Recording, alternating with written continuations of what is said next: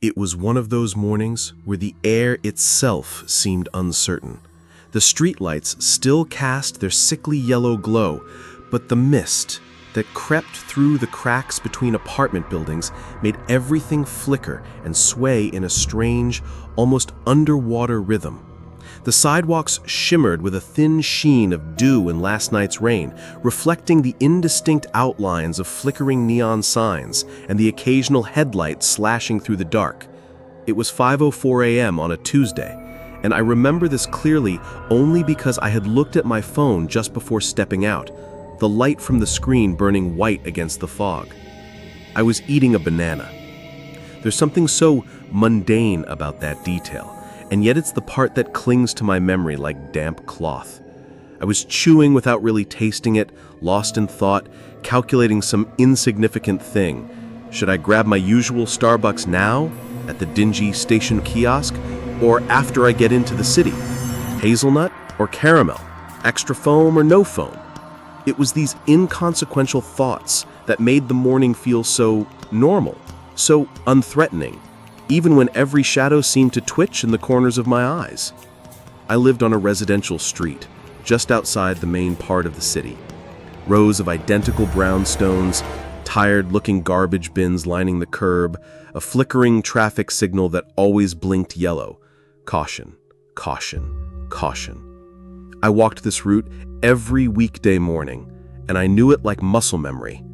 Past the broken fire hydrant with graffiti on it, past the boarded-up pet store that smelled like mildew, past the rusted gate with the angry chihuahua behind it. I walked it half asleep most days, cradling caffeine in one hand, my overstuffed bag slung across my back, and always checking over my shoulder more from habit than concern. That morning, my steps felt heavier than usual. The mist clung to my clothes, and there was something different about the stillness. Not quiet exactly, but a held breath. I rounded the corner of 53rd Street and Sycamore the same way I always did, where the sidewalk tilts downward ever so slightly toward the train station. I didn't see him at first. My eyes were on the uneven pavement and the banana peel, now slick in my left hand. I didn't hear him either, not until he was already stepping out. It was like he unfolded from the shadows themselves. A tall man, not especially muscular, but angular, like a marionette someone forgot to put away properly. He wore a black ski mask, the cheap kind, slightly fuzzy and wet from the dew. His jacket was oversized, stained at the sleeves. His eyes, though, were the only thing I could focus on.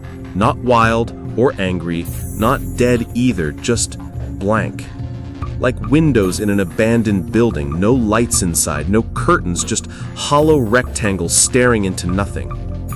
When he pulled the gun, I didn't register it at first. Not as real, not as a threat. My brain was fogged and still halfway debating my latte order.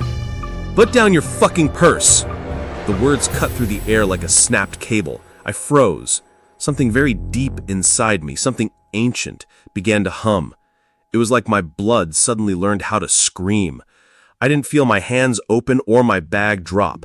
I only remember hearing it thud against the sidewalk. The sound so loud in the morning quiet, it felt like a bomb. He took 2 long steps toward me. "Put down your bags." "I'm putting them down, okay, I'm putting them over here," I said, my voice wobbling with forced calm, my hands raised like broken branches. My heart was beating hard enough, I could feel it in my throat. It wasn't fear. Not yet, not quite. It was disbelief, confusion, like I'd slipped into someone else's bad dream. "Walk over here." He pointed to the alley to his left, the one I'd always avoided because, even in daylight, it looked like something out of a crime documentary. "Get down on the fucking ground." And I went. I don't remember my legs moving. I remember thinking, this isn't real. This is one of those moments you read about, watch in movies. He'll take my bag and run. But I also remember the smell of the banana on my fingers and how absolutely ridiculous that was, the sweetness of it clashing with the sour stench of his jacket as he came closer. I crouched down slowly, hands still raised. I kept talking. "Look, I'm down, my stuff is right there. Just take it." But he wasn't taking it. He wasn't even looking at it. "Shut the fuck up!" His voice cracked like a whip. He lunged suddenly like an animal going in for the kill. The gun pressed into the side of my head, cold and oily. My face hit the pavement and I could feel the skin on my cheek scrape against gravel and dirt. Somewhere, a dog was barking. Somewhere, someone might have been watching. He climbed on top of me. I felt every ounce of him, the tension, the uncertainty, the press of fear. And then, he hesitated. He paused, just slightly, long enough for me to feel the breath shift. He was looking at me, looking through me. His body weight shifted back slightly, and I felt the cold barrel lift from my temple. Something had changed, and somehow, I don't know how, I knew. He just realized I'm a woman. He stood. For one long, agonizing moment, he just stared. Then he nodded toward the alley. "Come with me." No, no, no, no, no, no. I didn't say it out loud, but every part of me was screaming it. My internal voices, usually so quiet, so paralyzed, began shouting over one another. Voice number one, "Don't you dare go down that alley. You go down there and you don't come back." Voice number two, "He has a gun, you idiot. He'll kill you if you run." Voice number one again, "Better dead in the street than dead in that alley. Move." "I'm coming," I said out loud, trying to keep my voice level. "I'm following you." He nodded again, convinced. He turned slightly, just enough, and pointed his gun toward the alley. It was the opening I didn't know I'd been waiting for. My legs moved before I could think. I turned, ducked my head, and ran. I ran like I had never run before. I don't remember choosing to scream, but I did, a high, piercing, unbroken note of pure terror. It tore out of me like something trying to escape. I didn't hear gunshots, but I didn't stop to check. I didn't look back. I ran for 6 blocks, maybe more, past sleeping houses and flickering street lights, and the ghost of normalcy that still hung over the city. By the time I reached my apartment, I was trembling so violently I couldn't get the key into the lock. I vomited on the steps. The cops came an hour later. They asked the usual questions. What did he look like? Did you get a good look at his face? Any tattoos? Height? Weight? I answered in a monotone, still clutching a paper cup of water with both hands like it was a holy object. They went to the alley and found nothing. No trace of him, no prints, no tire tracks, just my banana peel, browning softly in the gutter. And me, a shell of someone who just hours earlier was thinking about caramel syrup. Callie was the first one to peer into it. During our camping trip, in the middle of the night, she slipped away under the cover of darkness, said she needed to clear her head. That was Callie for you, usually the most grounded, the most composed. She was our trip's master planner, the navigator who always knew where we were going. I remember being the last to fall asleep that night, lying back and gazing at the stars as the final embers of our campfire faded into soft pops. She quietly unzipped her tent and looked over at me, and something about her stare was different. Like she had made a decision she had waited her entire life to make.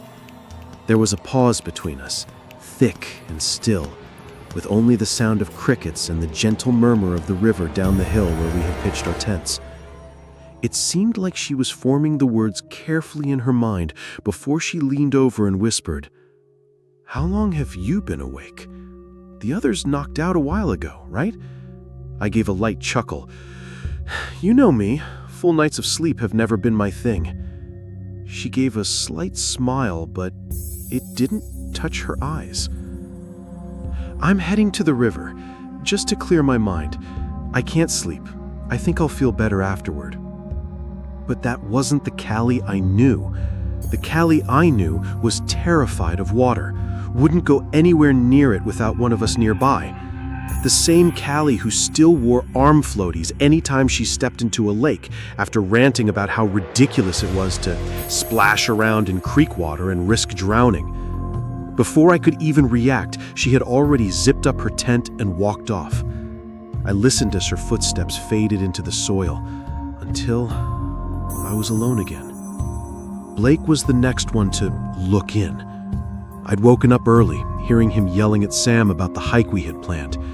And even though I couldn't shake off what had happened with Callie the night before, when I tried to bring it up, the words stuck in my throat.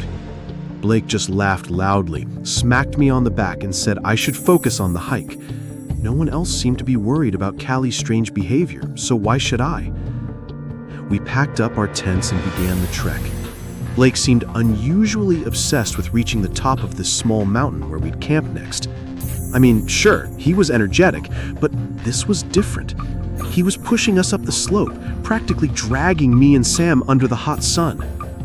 By midday, we were soaked in sweat, lungs burning.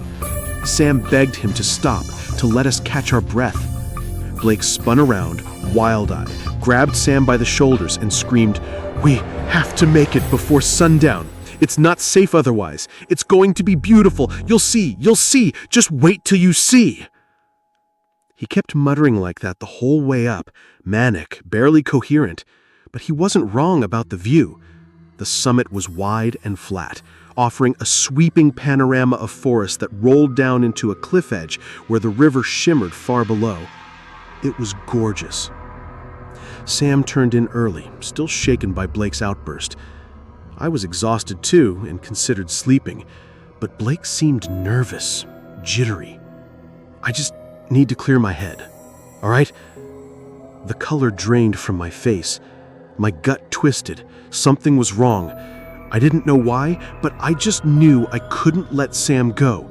I reached out instinctively, tried to grab him, but he yanked free, shoving me to the ground and vanishing into the trees without a sound. That was it. I couldn't just sit back anymore. I had to find out what was happening to my friends. I followed Sam's trail into the clearing. The river looked unnaturally still, not like the soft splashing I remembered. The air felt full, like something was waiting. I approached the bank and saw my reflection ripple. It twisted and bent unnaturally. I couldn't look away. As I leaned closer still, I felt something pulsing. The water vibrated like it was alive. Suddenly, it rippled hard. Too late. I didn't move fast enough. Hands shot out of the water, gripping my face, trying to drag me under. Somehow, I broke free, flailing backward onto the muddy bank. I scrambled up, heart pounding, as the water began to stir, to move. Arms emerged from under the surface, but never broke it. Bloated, pale, twitching. They dug into the ground, pulling something massive out of the riverbed. A deep, choking gurgle echoed from below. And then it appeared. A grotesque, swollen mass, a flesh mound of twisting limbs and gaping mouths. It looked broken, deformed, as if crushed and stitched together in all the wrong places. Its joints bent the wrong way, dragging itself toward land like a dying animal. I froze behind a tree, barely breathing. That's when I saw them. Callie, Blake, Sam. Their faces, swollen, purple, embedded in the thing's skin. Callie's eyes flicked open. She looked straight at me. She tried to speak but only coughed up river water, choking silently. Tears welled in my eyes. My legs trembled. I couldn't move. Everywhere I looked, more faces, more friends, all staring, all drowning. I shut my eyes and forced myself to run. But it heard me. The creature lurched after me, limbs snapping, choking on itself as it dragged its hulking frame across the dirt. The sound of its breath, the gurgling, the crying, it wasn't just in my ears, it was inside my head. I ran as fast as I could. I dared not look back. Eventually the sounds faded. Somehow I made it back to the main road. A couple driving past saw me, dirty, crying, broken, and rushed me to the hospital. I had a broken wrist and a twisted ankle. Physically, I was mostly okay. I told the doctors what I saw. No one believed me. I've tried to convince myself it wasn't real, that I imagined it. But whenever I stand near the edge of a river, I still see her, Callie, her swollen face just beneath the surface, watching, smiling, waiting. And the worst part? It's getting harder and harder to walk away. I need to tell someone what I discovered in my building. I'm not sure anyone will believe me. Maybe that's exactly why I need to say it. It started 3 weeks ago when my phone suddenly died. Not the battery, the entire phone just quit. The screen went black while I was scrolling through Instagram, and it never turned on again. At the repair shop, the guy looked baffled. "Total electrical failure," he said. "It's like something fried every circuit at once." I should have panicked. My phone was everything: work, social media, news, entertainment. But sitting there in the repair shop, something strange happened. I felt relief. That constant hum of anxiety in my chest, the phantom vibrations, the mindless checking, all of it vanished. For the first time in years, I walked home in total silence. That's when I heard it. A low humming sound somewhere in my building, not mechanical. It was softer, more like singing. Voices, maybe? I'd lived in this converted warehouse for 2 years and never noticed it before. But now, with the digital static gone, it was unmistakable. I followed the sound up to the 4th floor. It was strongest near apartment 4B. I couldn't remember ever seeing anyone go in or out of 4B. In fact, I wasn't even sure the mailbox had a name. The humming stopped the moment I knocked. "Hello?" I said, unsure why I even bothered. The door creaked open. A woman stood there, around my age, warm eyes, flour dusting her fingers. There was something about her. She was fully there, in a way most people aren't anymore. "You heard us," she said, smiling softly. "We've been wondering when you would." Her name was Maya. She invited me in. The apartment was unlike anything I'd seen. No screens, no background noise, just books, plants, musical instruments, and a calm that felt tangible. The air smelled of fresh bread and something else. Maybe peace? If peace had a scent? "We meet here every Thursday," Maya said, motioning to a ring of mismatched chairs. "Just to be together, really together." She told me the group had started during a blackout last winter. Neighbors came together, talking by candlelight. No screens, no distractions, just presence. "We'd forgotten how to simply exist with one another," she said. I'll admit, it sounded cultish, but when I raised an eyebrow, Maya just laughed. "The only thing we worship is the radical act of showing up as our whole selves." That Thursday, I went back. 6 people sat in the circle. Maya, an elderly man named Harold who used to be a librarian, a young mom named Sage, twins called River and Rain who spoke like echoes of one another, and Marcus, once a software engineer, now a passionate advocate of what he called the great unplugging. No one dove into their traumas. We just sat, breathed. Harold read poetry. Sage taught us to braid friendship bracelets. The twins sang lullabies in eerie, perfect harmony. It should have been boring, but instead, for the first time in forever, I felt like I was breathing again. "We call it the signal," Maya told me in my 3rd week. "Not radio, the human kind, the frequency we all used to live on before we forgot." That's when the world started to shift. I began noticing the signal in strange places, in the way a barista made eye contact as she handed me my drink, how my elderly neighbor stayed to chat instead of hurrying away, the teenagers on the train laughing over a single pair of earbuds. But more than that, I started seeing it. Invisible threads, webs of presence connecting people truly with one another, like a living network running on shared attention instead of likes and shares. And the scary part? I could spot those who were disconnected. Their eyes looked through you. Their movements were distracted, almost robotic. They were always seeking the next ping, the next buzz, the next illusion of connection. I realized I used to look like that.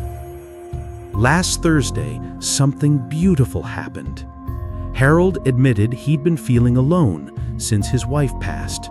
Without hesitation, River offered to teach him how to text his grandson. Sage invited him to her book club. Maya said she'd bring soup. I watched, stunned, as a web of care formed, unforced, immediate, real. This was what we'd been chasing through our screens, that ache for connection, but we were trying to download something that could only be experienced in person. The real signal had been here all along.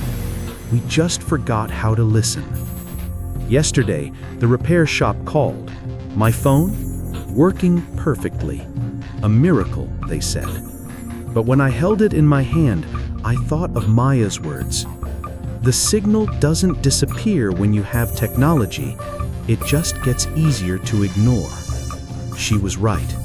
I brought the phone with me, but left it in my pocket all evening. The signal, it was stronger than ever. As I write this, I feel it humming through the walls, not just from 4B now, but from other units too.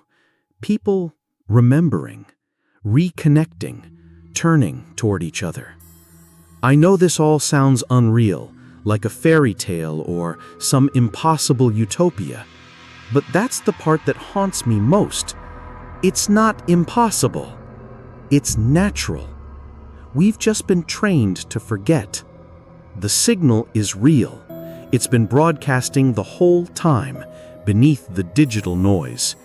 You probably felt it during lockdowns, when neighbors finally talked again. Or at cafes, when someone looked up and smiled at you. It's there, in the quiet after the buzz, in the courage to sit still, in the decision to be where you are. The group is growing. Maya says other circles are forming in buildings, parks, cafes, a quiet revolution, a network that no algorithm can track, no company can own. If this speaks to you, even a little bit, if you felt that ache for connection no amount of scrolling can soothe, then know this: you're not alone. The signal is waiting. Maybe start small. Put the phone down. Look someone in the eyes. Sit together. Say nothing. Be there. The humming is louder now. It's time to listen.